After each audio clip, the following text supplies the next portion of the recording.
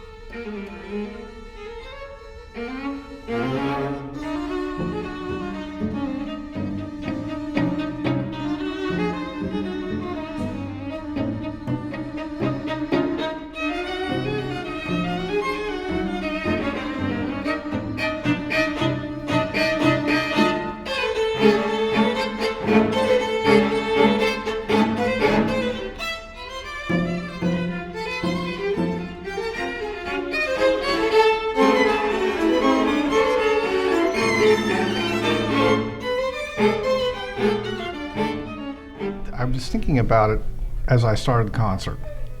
I thought, okay, this is it, And then, you realize after 34 years, it's still really hard to play string quartets. It's really hard to do it well.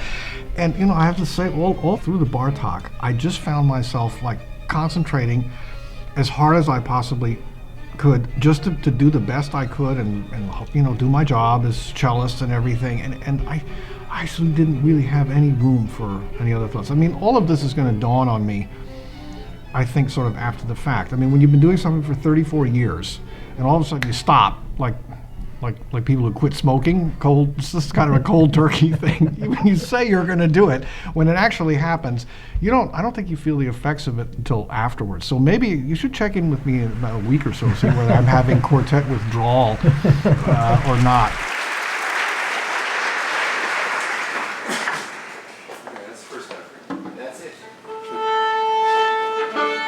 At this point with David leaving,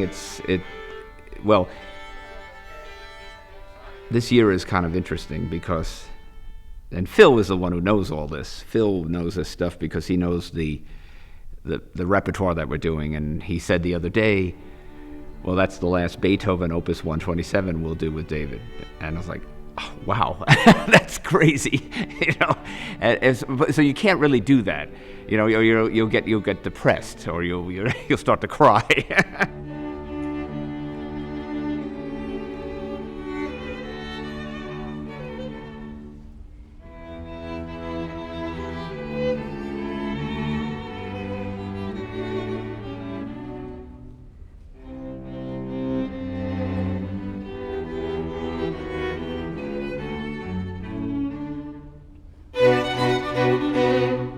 People say, are you the best quartet in the world? I say, I don't know if we're the best quartet, or even if there can be such a thing as the best quartet. I know that we're the most fortunate quartet in the world. All our recordings, our friendship lasted so well all these years. And then, in the end of my tenure, to find a cellist like Paul Watkins to come in, how lucky can you be? And how is the feeling between you and Paul on this occasion? Oh, we are just, in the first place, I'm a huge admirer of Paul's, even before we had an inkling of his coming to the quartet. Before I thought of leaving the quartet, I heard him play once. I said, hey, he's great. He's got to come and play. And working with him as a colleague, watching him work, do everything, he was the top of the list when I announced my intentions. And I couldn't believe it when he said, I'd really like to consider this, and then it all worked out. So once again, the Emerson Quartet manages to sail through, something challenging and come out the other side even better, I think, than when it went in. Everybody here? We're here. I'm gonna step out. Thank you, gentlemen. Yeah, Larry should go first. Okay. We're doing the chord twice, yes? Do the repeat. And the third movement's the way With the thing. with the thing. Okay, we're here. Ready for the thing? Okay, here we go. Have fun. Have fun. pretty. Smile. Oh, we'll try. Yeah, thank you.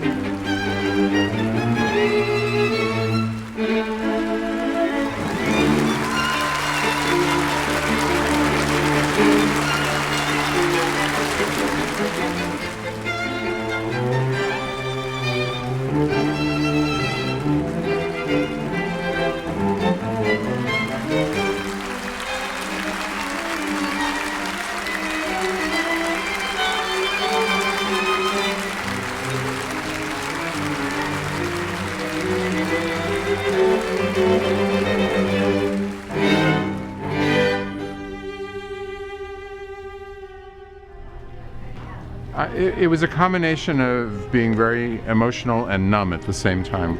I thought I was going to be more emotional as I was playing, and it would just sort of hit me at times when even times where the music was happy, and it would just hit me.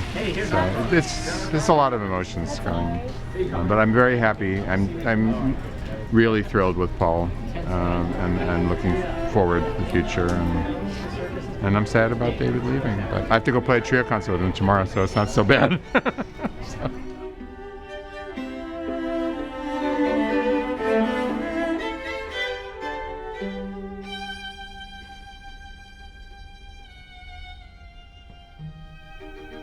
There's a certain poignancy, of course, in thinking about the end of such a long road that we've traveled together. But it's not sad, because I think that David made the right decision for himself, and because of that, it's the right decision for us to move on to a new kind of working relationship with a different cellist who's equally busy to David, because Paul Watkins, I might add, is an accomplished conductor, and I've heard excellent things about his piano playing in addition to his cello playing. So every time you play with somebody else, whether it's a temporary collaboration or permanent collaboration, like what we're going to experience at the very end of this season, you learn something new from these different artists that you play with. And just as we'll learn something new from Paul Watkins, I can only begin to contemplate all the things that I've learned from my work together with David Finckel through all these years.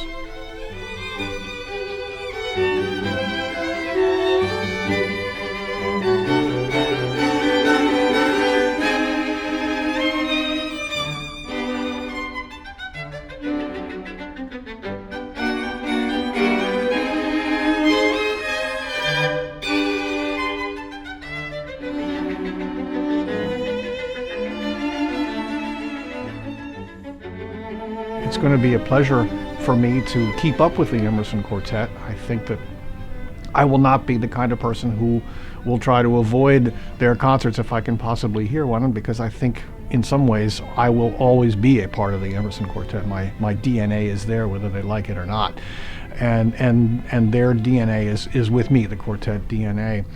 But I think probably the most difficult realization that I have these days is that I am saying goodbye to a lot of music.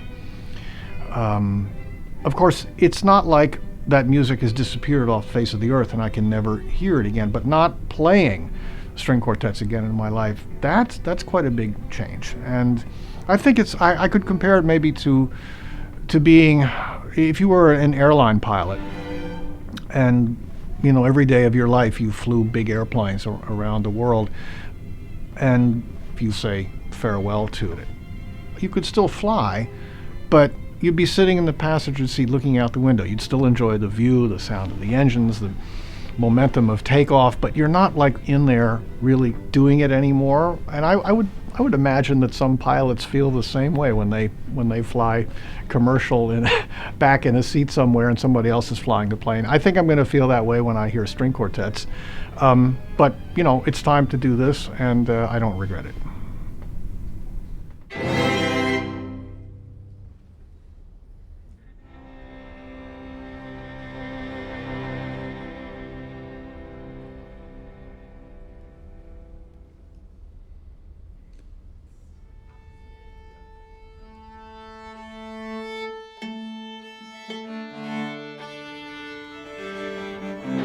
Jumping on the 10 or 11 months or so from the time that I played the Schubert Quintet with the Emersons, as they were with David at the Smithsonian, an awful lot has happened.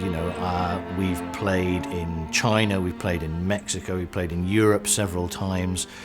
I feel really like I've been running very, very hard, but somehow staying in the same place, which is with the quartet. That what felt like home when we first played together in Gene's apartment more than 2 years ago, that's always been a constant, that whenever I sit down to play with the boys, it feels absolutely right.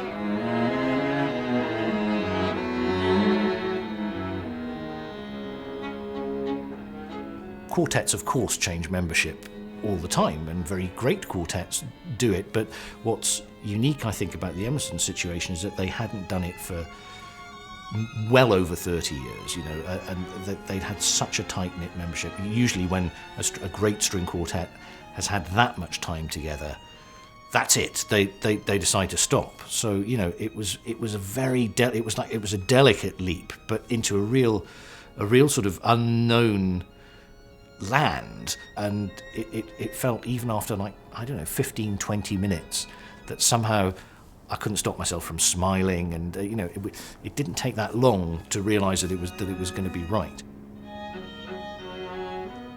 It's incredibly moving. I feel actually on a sort of emotional high pretty much all the time, and at some point I'm going to have to take a couple of weeks off, sit in a darkened room.